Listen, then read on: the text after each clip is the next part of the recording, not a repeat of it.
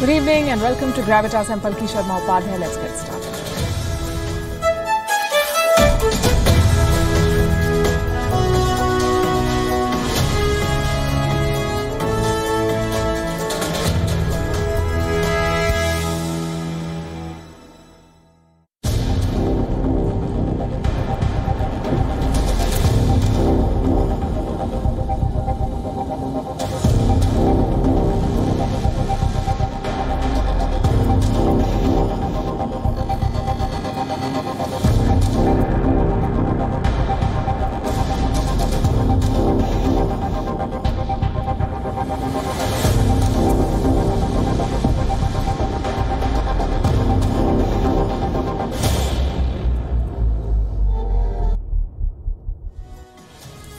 Today, a Chinese ship docked in Sri Lanka and immediately sailed into headlines. It came with a banner that read, "Hello Sri Lanka."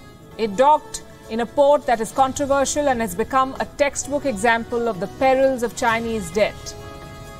We're talking about the Hambantota port, built by Chinese money that Sri Lanka could not repay, so the port has been leased to China for 99 years. Sri Lanka resisted the arrival of this Chinese ship, A, because it is a spy vessel, and B, because India expressed serious security concerns. But China had its way. Today, it received a grand welcome in Sri Lanka. Colombo is calling it a peace mission now. But nobody is buying that line, least of all India, which has put its forces on standby. Tonight on Gravitas, we'll tell you all about the ship, why it poses a threat, which Indian assets could be potential targets, and why Sri Lanka had to do a U-turn to accommodate China.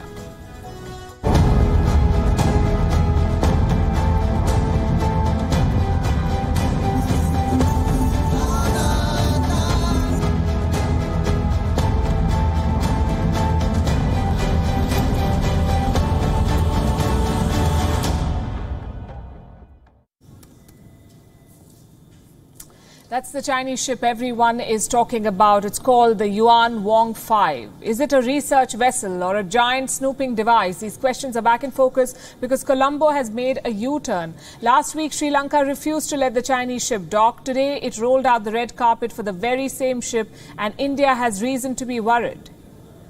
Is China spying on India from a Sri Lankan port? What is India's mechanism for defense and response? This is our cover story tonight. This is a ship we've been tracking for a while and telling you about, the Yuan Wong 5. It got a grand welcome in Sri Lanka today at the Hambantota port. Just look at the size. It's a massive ship, 222 meters long, about 25 meters wide. It has at least 4 satellites and multiple antennas. Does this look like a research vessel to you? We have our doubts, so does Sri Lanka. Earlier, the ship was supposed to reach on the 11th of August. Sri Lanka blocked it. Then China pulled some strings, met with Lankan officials in Colombo, got the required permissions, and on Saturday, the ship got a green light to dock. Remember, all of this happened despite India's strong opposition. India expressed serious security concerns. Colombo looked the other way. Listen into what a lawmaker said today. He was representing Sri Lanka's president, Ranil Wickremesinghe, at the ceremony to welcome the ship. Yuan Wong 5 has reached Sri Lanka, Hambantota port, and there had been a small controversy and it has been all settled. And the government has given permission for this to berth in Hambantota port.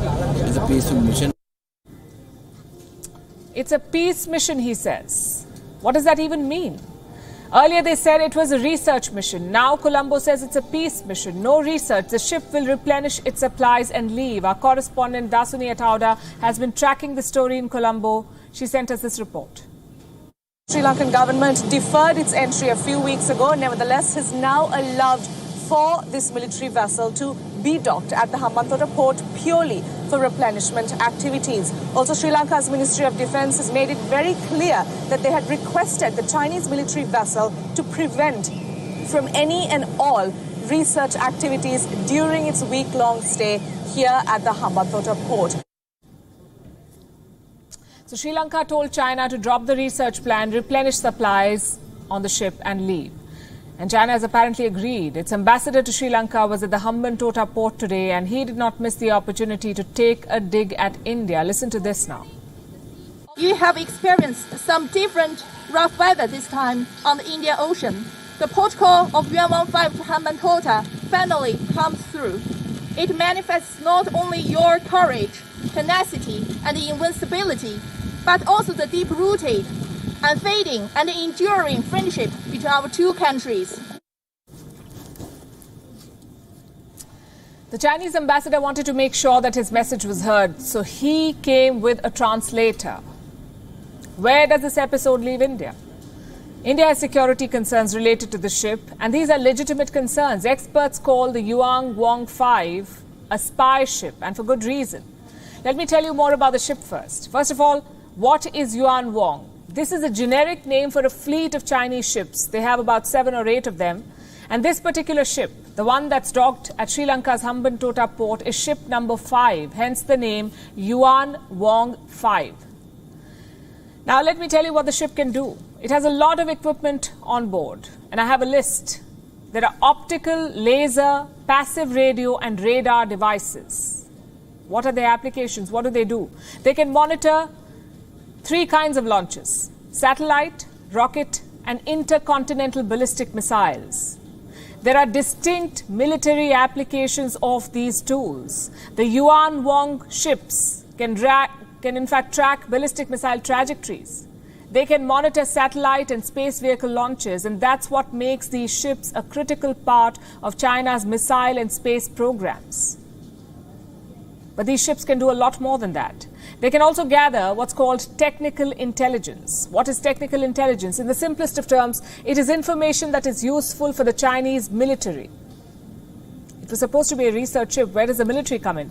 It is the Chinese military or the PLA that operates these ships. The US Defense Department says these ships belong to the PLA's Strategic Support Force. What is the role of this Strategic Support Force? This is a special unit of the Chinese military. It is like a theater command. It's a central unit for space, cyber, electronic, information, communications, and psychological warfare missions of the Chinese military. And all of what I've just said is a matter of record. There is no denying the fact that the Yuan Wong represents the Chinese military. It poses a threat, a challenge to India. This vessel can be used to spy on multiple strategic assets in India. The range of the ship is up to 750 kilometers. 750 kilometers. The Yuan Wong 5 is currently in Hambantota in Sri Lanka. This is the location. Guess which Indian targets fall in the 750-kilometer radius? The ISRO satellite base in Sriharikota, the Kalapakkam atomic power plant in Tamil Nadu, and the Kudankulam nuclear power plant. All of these fall in southern India. The state of Odisha also falls in the potential target zone. It has the integrated test range. Now, this is a facility where India tests ballistic missiles. So the Chinese vessel can track launches in India. What else is on Beijing's radar? At least 3 other ports and assets of the Indian Navy. So basically, a lot of Indian assets could be exposed to China. What is New Delhi doing to mitigate or counter this threat? The Indian Navy is believed to be keeping a close eye on the Chinese ship. Its activities will be monitored. Also, India is developing closer ties with the Sri Lankan Navy. A few days ago, the Vice Chief of the Indian Navy was in Colombo. This was a 2-day visit. Then yesterday, India handed over a surveillance aircraft to Sri Lanka. Again, the Indian Navy had a key role to play here. The surveillance aircraft came from the inventory of the Indian Navy. The Sri Lankan Navy and the Air Force were trained by India on this plane. So there is growing synergy between the two navies, also in the political leadership. India and Sri Lanka are deepening ties, but clearly that's not enough to counter the Chinese influence effectively. Is Sri Lanka's decision a snub to India? I would say that's a simplistic assessment. Because try to look at this from Sri Lanka's point of view. It must keep both India and China in good humor. It needs a bailout from the IMF, the International Monetary Fund. Sri Lanka needs that money urgently, and that will not happen until China restructures its loans to Sri Lanka. So Colombo doesn't really have a lot of diplomatic wiggle room, and India has no option but to slowly wean its neighbors away from China. In the meantime, Indian forces must be ready to shield India's assets from the Chinese.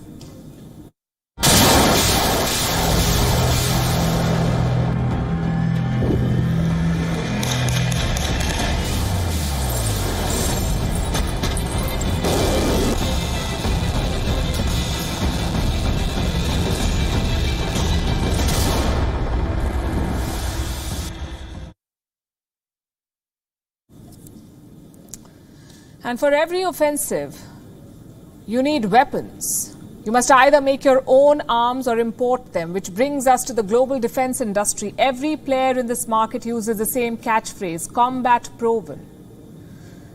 I've got some examples for you. Here's the French firm Dassault promoting its Rafale jets. Combat proven, they say. Lockheed Martin with their F-35s, again, combat proven. Every military seller wants to get one point across, that their product has seen combat, but not Russia. Russia's defense industry is dealing with a different issue. They're the second largest exporter in the world, only behind the United States. Almost 20% of global exports are done by Russia. Nobody doubts that their weapons have seen action. The evidence is clear in Ukraine. Russia's problem is different. It's effectiveness. How lethal are their weapon systems? The war itself is not a good advertisement. Remember, it was called a special military operation. And how many special military operations last for 6 months? So many experts are questioning Russia's place in the defense market. How good are their weapons? And can they be delivered amid a raging war? On Monday, President Vladimir Putin addressed this issue. He was attending a weapons expo outside Moscow. Putin says Russia is ready to arm its allies. Russia sincerely cherishes historically strong, friendly, truly trusting ties with the states of Latin America, Asia and Africa. It is ready to offer its allies and partners the most modern types of weapons, from small arms to armored vehicles and artillery, combat aviation and unmanned aerial vehicles.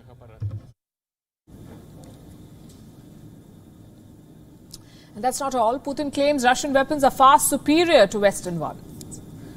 Years, perhaps decades ahead of them. That's what Putin says. But the problem is there is no ground evidence. Reports say Russian missiles have only a 40% success rate. So 60% of their strikes are off target. Now, most of these reports are Western ones. But as they say, there is no smoke without fire. The fact is, 6 months later, Russia is yet to defeat Ukraine. So naturally, there will be questions. Can Russia remain a reliable military supplier? Some of the reports are not encouraging. For example, the delivery of S-400 missiles to India. The second shipment was supposed to arrive in the month of May, but so far there is no news. Some simulators and spare parts have arrived, but the missiles themselves, no trace.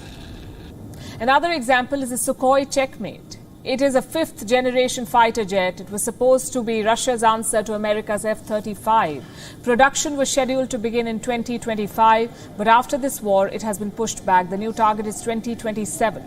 So pretending that everything is all right just won't cut it, which is why President Putin himself addressed this issue. And we can think of 3 reasons why. Number one, of course, the money. Russia earns $15 billion from selling weapons. That money is crucial right now. It can be used to fund the operations in Ukraine. Russia needs the money. Reason number 2 is the political power of the military-industrial complex. Same story as the US. The defense industry employs almost 3 million people. That's 20% of all manufacturing jobs, 2.7% of the total workforce. Russia prides itself as a military superpower. Their economy, is on the slide. Their soft power is waning. So the military is sort of like their last straw. And finally, reason number 3, a hit to foreign relations. Putin has used weapons to forge close bilateral relations. In fact, I have some numbers for you. 23% of Russia's defense exports go to India, 18% to China, 15% to Algeria, 12% to Egypt, and 6% to Vietnam. All these relations are built around weapons. You take that out, and things will collapse, or at least they lose momentum. These countries will look elsewhere for defense trade, and if that happens, what options will Russia have? They don't have a big checkbook like China or the US. They don't have resources to sell other than gas. They don't have historic ties outside Central Asia. So Putin's allies could slip away from him. And the president knows all of this. After all, he's a shrewd statesman. Take his entry into the Syrian war in 2015. When Vladimir Putin interfered in Syria, he knew exactly how it would benefit him. In fact, I have a quote from 2017. This is what Vladimir Putin said. He was talking about Russia's increasing arms trade. This is largely a result of the more effective use of our weapons in real combat conditions, including the anti-terrorist operation in Syria. This opportunity for gaining a firmer foothold on the world market of armaments should not be missed. That's what Putin said, and he was right. Syria was a great advertisement for Russian weapons. They turned the tide of the war, but in Ukraine it's the opposite. Unless Russia scores a few decisive victories, experts will question their weapons. And right now, things are heading in the opposite direction. Looks like Ukraine is on the counter-attack. Let me show you what happened earlier today. 2 separate explosions were reported in Crimea. One targeted a transformer substation, the other hit an ammunition depot. Both in a northern district of Russian-occupied Crimea. Now, these are not isolated incidents. Just last week, explosions ripped across a Russian airbase in western Crimea. Russia called it an accident. But all evidence pointed to Ukrainian special forces. What about today's attack? Was it also carried out by Ukraine? Well, this time, Russia is not calling it an accident. They're blaming saboteurs. Now we see official reports from the Defense Ministry. The cause of today's incident was sabotage. We already understand what is happening. We have evacuated more than 3,000 people from the settlements around Zhankoi district. Couple of points to note here. First, Russia is admitting that there could be anti-Russian elements in Crimea, which is quite contrary to how they market the region. And secondly, they're indirectly blaming Ukraine for what happened. During last week's attack, remember, that was not the case. Russia refused to admit that their airbase was attacked. But this time, their position has changed. What about Ukraine? Their officials are still playing cloak and dagger. Listen to this. The enemy does not know how to use fire safety measures, but it definitely makes us all happy. Not only the military, but also the whole of Ukraine. Zhankoi and other military airfield where the enemy concentrated not only the helicopters I mentioned, but also other equipment there. And because of damage, judging by the video available in open sources, we see the detonation of ammunition. These are rockets that explode and fly in different directions. There were more mixed signals from Ukraine. Take a look at this post by Ukraine's presidential advisor. This is what it says. Crimea occupied by Russians is about warehouse explosions and high risk of death for invaders and thieves. Demilitarization in action. So he's calling it demilitarization. These explosions are part of the war's next phase, a southern counter-offensive by Ukraine. Their target is said to be Kherson. Now, Kherson was a major economic hub before the war. It is also the only regional capital taken by Russia. Now, Ukraine is planning to retake it. Their army is blowing up bridges around Kherson. The plan is to isolate the Russian occupying forces to cut off their supplies. Kiev is also asking the remaining residents to leave the city. Fewer residents, fewer casualties. But what explains the timing of this counterattack? Why are they doing it now? For starters, Ukraine fears that Russia is looking to formally annex Kherson, to hold a referendum first and then officially add Kherson to Russian territory. So Ukraine is running out of time to respond. It's now or never for them. Secondly, new Western weapons have arrived in Ukraine, including the HIMARS rockets. These weapons have given Kiev some confidence. They're hoping to make some gains before winter sets in. Not far away, people are preparing for a different kind of winter, a nuclear winter. At the center of these fears is the Zaporizhzhia nuclear plant, the largest one in Europe and right now perhaps also the most dangerous place in Europe. The plant is still run by Ukrainian staff, but it is guarded by Russian soldiers. So as expected, there's a lot of tension. And since the month of March, the nuclear plant has been hit multiple times. On the 5th of August, it was shelled twice. Then again on August 6th, 7th and 11th. Both sides blame each other for these attacks. Russia claims that Ukraine is shelling the nuclear plant. Ukraine claims Russia is firing at the plant themselves. Either way, it's a nuclear disaster waiting to happen. The reactor itself could be safe. It is protected by thick concrete walls. But the cooling systems could be under threat. And if that happens, it could be another Fukushima. What is the world community doing about this? The United Nations is seeking access to the plant. They want to inspect the reactors to make sure things are fine. Both Ukraine and Russia agree in principle, but they have set some conditions. Russia says the UN mission cannot travel to Zaporizhzhia from Kiev. Why? Apparently because they will have to travel through the front line. Meanwhile, Ukraine says Russia must withdraw completely from the plant. A full demilitarization. But we need to move on from discussions and calls for new tough sanctions against Russia, against Rosatom, and the entire nuclear industry of the terrorist state. All Russian forces must immediately withdraw from the station and neighboring areas without any conditions. Both Ukraine and Russia are playing with fire. Just think about it. A nuclear plant is dangerous enough in peacetime. Imagine fighting a war near it. One miscalculation could result in a catastrophe. Some neighboring countries are already preparing for it. Moldova, for instance, they've imported 1 million iodine pills. Now, these pills can basically cancel out the radiation, protect you in case of a nuclear disaster. But what if it's not a disaster? What if it is a nuclear attack? Well, in that case, pills will not be of much help. Scientists at the Rutgers University have mapped out the impact of a nuclear attack. If Russia and the US wage a nuclear war, 5 billion people could die. Quick side note, our current world population is 7.7 billion. 5 billion could die, so almost 65% of the world population could die if there is an attack like this. The immediate reason would be the suit. Nuclear strikes would trigger firestorms that would pollute the air. This pollution would wipe out 5 billion people. The remaining population would likely starve to death. The same study found that food production would fall 90% if the US and Russia fight a nuclear war. 7% if India and Pakistan wage a nuclear war. Simply put, humanity would be thrown back to the Stone Ages. All our scientific progress, all our economic achievements, everything would be threatened by a nuclear war. Like every nuclear power keeps saying, there would be no winners. On to China now, where Beijing is desperately trying to ignite another conflict, a war over Taiwan. Yesterday, the Chinese military dispatched more warplanes and ships. It was in response to another American delegation visiting Taiwan, and today Beijing announced sanctions on 7 Taiwanese citizens. These are lawmakers and government officials. Among them is Taiwan's ambassador to the US, Xiao Bai-him.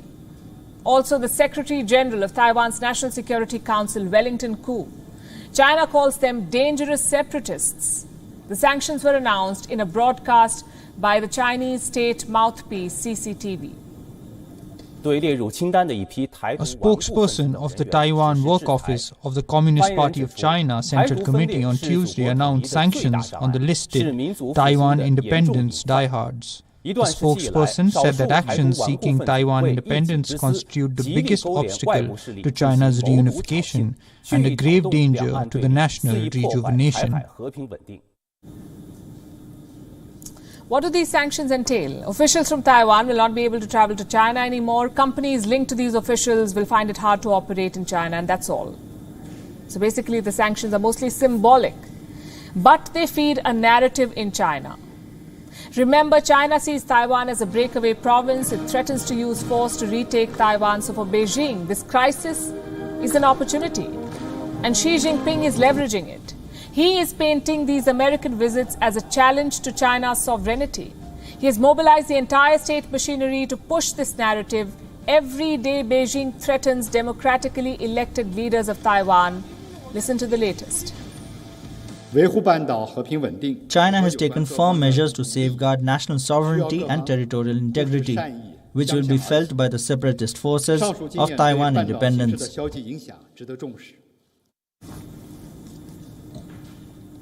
China's sovereignty is under threat. Taiwanese leaders are separatists, and the constant vows to crush Taiwan. China is not deviating from its message. But why the constant reminders? Is there another reason behind China's military response? Is the threat to take Taiwan by force a way to distract from the problems at home? Because there are a lot of problems. The Wuhan virus refuses to go away, zero COVID notwithstanding. The Chinese economy is in crisis, and now they have to deal with a drought. All of this is threatening the Communist Party's grip on power. Take the Wuhan virus, for instance. The cases continue to rise. Zero COVID has had zero success. I want to show you some pictures. They're from Shanghai, an IKEA store in Shanghai. Do you know what's happening here? Health officials tried to lock the store with shoppers inside. Why? Because they suspected there were COVID patients in the store, COVID-positive patients. So they locked up everyone.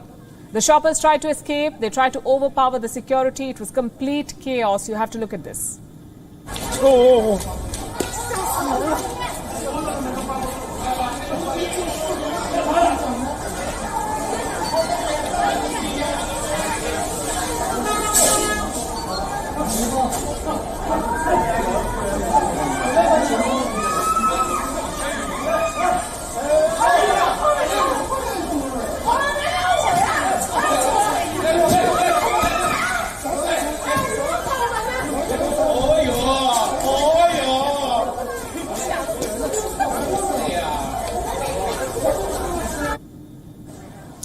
These pictures should scare Beijing. This is what dissent looks like. These people are angry with the Chinese government and its policies. They're also angry about the state of the economy.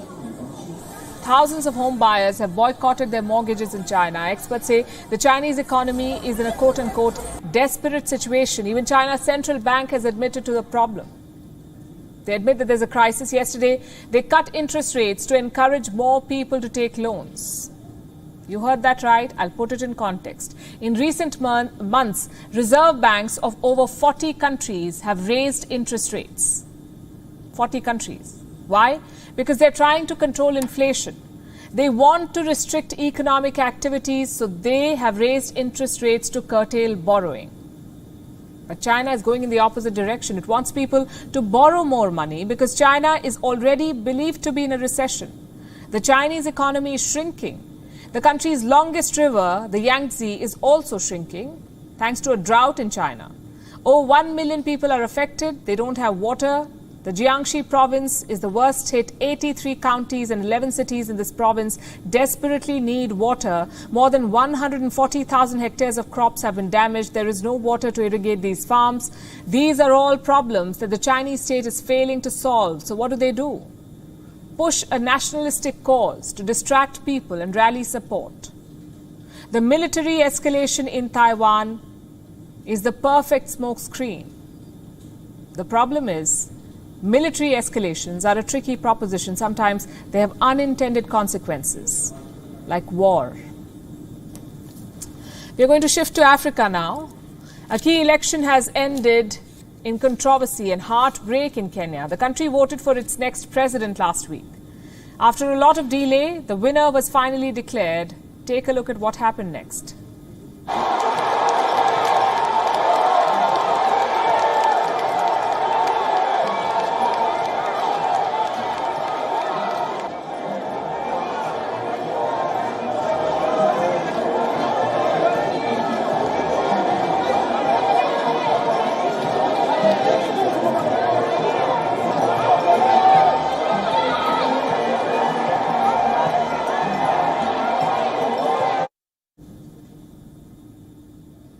Officially, the election was called for this man, Vice President William Ruto. It was a surprise for many. Ruto was seen as the underdog in this election. He consistently trailed in the opinion polls, but the official tally revealed a narrow victory for him. He polled 50.5% of the votes. His rival, Raila Odinga, secured 48.8%. Like I said, a very narrow victory margin. It shows just how polarized Kenya is. The ethnic divisions, the religious divisions, all of them were brought to the fore by this close contest. William Ruto's job is to heal those divisions. The president-elect promised to be a leader for all. I want to promise all the people of Kenya, whichever way they voted, that this will be their government. I know many are wondering, especially those who have done many things against us. I want to tell them that they have nothing to fear. There is no room. There is nothing. There is no room for vengeance. There is no room for looking back. So William Ruto wants to get on with it. He wants to begin governing. But things are not so straightforward in Kenya. Such close elections inevitably raise questions about the polling. Was it done fairly? Was there any foul play by either camp? And to make matters worse, the election officials are split. You see, Kenya's top poll body has 7 members. Only 3 of them were present in the capital to declare the results. The remaining 4 boycotted it. We are not at Bomas of Kenya because we cannot take ownership of the results that is going to be announced because of the opaque nature which these results have been handled. So the battle lines were drawn. The only question was how this fight would unfold. In the past too, Kenya's elections have ended in controversy. In 2007 and 2017, there was violence. Almost 1,500 people were killed in the aftermath of the 2007 election. So the most pressing priority is to avoid a repeat, to resolve the matter peacefully. But in some places, the picture is worrying. Odinga supporters burnt tires in a Nairobi neighborhood.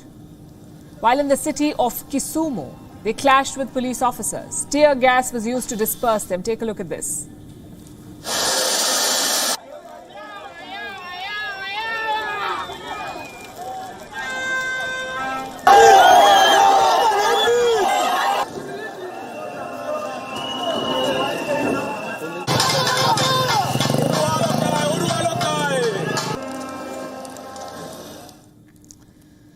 We know how these things work. All it takes is one trigger-happy cop or one fiery speech, and this whole unrest could spiral into something more devastating. A lot depends on how the leaders handle it. Raila Odinga gave his first reaction earlier today. He promised to pursue all legal means to challenge the result. But suffice it to note that we will be pursuing all constitutional and legal options available to us. We will do so because we regard the many flaws in the elections and the wrongs committed by the IEBC as fatal to the process and the outcome announced by Mr. Chebukati. What about election observers? Dozens of them were deployed across Kenya. What do they have to say about the results? Well, most of them agree the polls were free and fair. The results reflect their post-poll findings. Then what explains this backlash, this sense of disbelief? Perhaps because of how William Ruto won. Like I said, he was the underdog. The current president, Uhuru Kenyatta, had abandoned him, called him untrustworthy. This put 2 of Kenya's biggest political dynasties against Ruto, the Kenyattas and the Odingas. That's why the results surprised so many. William Ruto ended up sweeping Kenya's political heartland. Do you know how? With his striking backstory, Ruto grew up in abject poverty. He walked barefoot to school. He sold chicken by the roadside. And he was 15 by the time he got his first pair of shoes. Today, Ruto is a big-shot farmer, perhaps the biggest in the country, and most Kenyans could relate to this story. They looked up to Ruto's success. This is a country where 16% of the population lives in poverty, where unemployment in the 18 to 34 age group is 40%. Ruto promised to change all of that. He promised a bottom-to-top approach. Plus, he's a great orator. He compared himself to a hustler who could get things done. And Ruto is halfway there. Chances are the Supreme Court will now investigate the election. If they're satisfied, the results will stand. William Ruto will be the 5th president of Kenya. And frankly, it's a tense moment. Not just for Kenya, but the whole continent. You see, Kenya is an East African economic powerhouse. So stability in Kenya is key to peace in Africa. And within the country, it is a test of maturity of the young democracy. Any country can transfer power after a landslide victory. Navigating such narrow results is the tricky part. If Kenya can do it seamlessly, it would be a coming-of-age moment in Africa. For the moment, we'll shift to a story from India. Indian football suffered a huge embarrassment today. FIFA has suspended the All India Football Federation. This is the governing body for football in India. There are serious consequences of this action. Indian players can no longer play on the international stage. Later this year, India was also supposed to host a World Cup event, the Under-17 Women's World Cup. India could now lose the hosting rights. So why has FIFA taken such a drastic step? It says the football body is under undue influence from third parties. Our next report explains. Indian footballers had a lot going for them. The men's national team had qualified for the Asia Cup. The women's under-17 team was looking forward to play before the home crowd in the World Cup. India was gearing up to host the event. And leading football clubs were preparing to play in continental tournaments. But the dreams of all these footballers have been dashed. India's football governing body has been suspended by FIFA. The All India Football Federation, or the AIFF, was under scrutiny for a while. FIFA was unhappy with the state of affairs in the body. The federation has been without a president for several months. A committee of administrators was overseeing AIFF. It was set up by the Supreme Court of India, but the move went against FIFA rules. FIFA rules dictate how football should be governed in a country. According to FIFA statutes, federations must be free from legal and political interference. The Committee of Administrators does not fit that criteria. FIFA views its involvement as third-party influence. Then why was it set up in the first place? The trigger was the election of a president. In December 2020, Indian politician Praful Patel completed his tenure as president. India's sports code mandates that no president can stay on the job for more than 12 years. Going by that rule, Patel should have left. He had held the post for 12 years. But Patel didn't leave. The election for the next president was derailed. The matter went to the Supreme Court. The verdict forced Patel to quit. The Committee of Administrators replaced him. FIFA slammed the move. It gave the Indian Federation several months to put the house in order. But AIFF is yet to hold elections, so FIFA went through with the suspension orders. India's former football captain, Baichung Bhutia, has made an appeal to Indian officials. It's very unfortunate that FIFA has banned Indian football, and at the same time I feel it's a very harsh decision from FIFA to ban Indian football. But at the same time I think it's a great opportunity to get our system right. And it's very important that all the stakeholders, the federation, state association, sports ministry, to come together, get the system right, and everybody work for betterment of Indian football. India's rights to host the Under-17 Women's World Cup is now in jeopardy. AIFF needs to act fast if it still wants to host the tournament. But the deeper impact will be on the players. They cannot play in any FIFA tournaments until the suspension is lifted. The prestige of Indian football is at stake. Officials now find themselves in a race against time. I've said this in the past, and I can say it again today. Pakistan is not a country with an army, it's an army with a country. The military owns this country and it runs it like a family enterprise. So when the head of this family steps down, that is assuming that he will step down, it makes news, big news. And that's the news from Pakistan tonight. A lot of buzz on who is going to replace the army chief. The man in office right now, Lieutenant General Qamar Javed Bajwa, is expected to retire this time. His tenure will end in the month of November, and reports say he has no plans to extend it. Right from the inter-services public relations to top commanders in the Pakistan Army to General Bajwa's inner circle, they've all ruled out an extension this time. They say Bajwa is indeed retiring finally. How long has he been the army chief? 6 years and counting. He took charge in November 2016. The appointment was for 3 years only, but Bajwa was given 3 more years in 2019, or he gave himself 3 more years. Imran Khan, Pakistan's then Prime Minister, extended Bajwa's term in exchange for the military's support. Bajwa returned the favour by helping the opposition throw him out of office. This was in April this year. 3 months on, Bajwa is at the peak of his power, both domestically and internationally. The civilian leadership is beholden to him openly. He's also the face of Islamabad on the world stage, the darling of Pakistan's allies and frenemies alike. In the last 3 months, General Bajwa has visited China. He's been to Saudi Arabia, the UAE, and he could go to the United States next. Reports say American and Pakistani officials are in talks to organize Bajwa's visit to Washington, D.C. This comes barely weeks after Bajwa dialed the State Department seeking help in the early disbursement of funds from the IMF. Pakistan is seeking their 23rd bailout. Any other army chief in the world does not make headlines for all of this. They do not enjoy such privileges, going on state visits alone, of being conferred with state honors, and having the prerogative of directly dialing the US State Department to sort out affairs of the state. General Bajwa is the de facto ruler of Pakistan at the moment, and rulers in Pakistan do not give up power easily. So there's a big possibility of an extension. If Bajwa wants, he can seek another tenure. He's 61 years old.